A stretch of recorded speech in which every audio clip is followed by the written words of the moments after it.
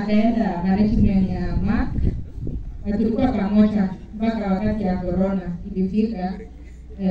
Hatukupata kutrain pamoja kwa corona ilikaa watu kidogo. Akaka nikaenda nyumbani kidogo, juzi kurudi, nikaona tu Kelvin kule alikuwa anaendelea. And I want to say that Kelvin alikuwa humble, very humble. Na Kelvin also alikuwa na ile roho ya kutaka kila mtu akimbie vizuri.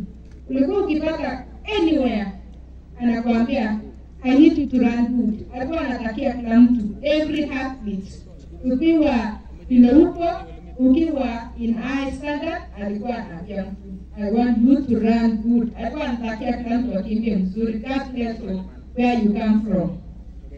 So ilikuwa uchungu sana kwangu. Niliona saa 7 ya usiku, and I was feeling my head was so painful.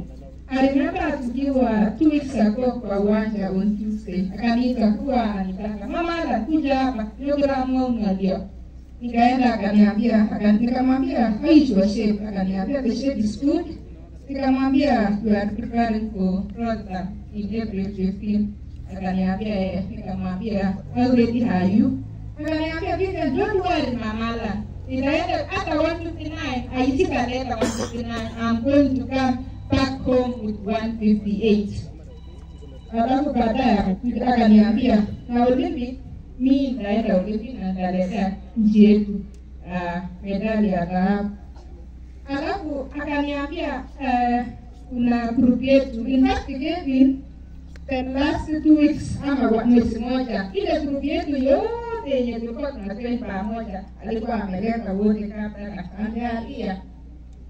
Akaleta Chepole, akasema ile group yetu zilianzia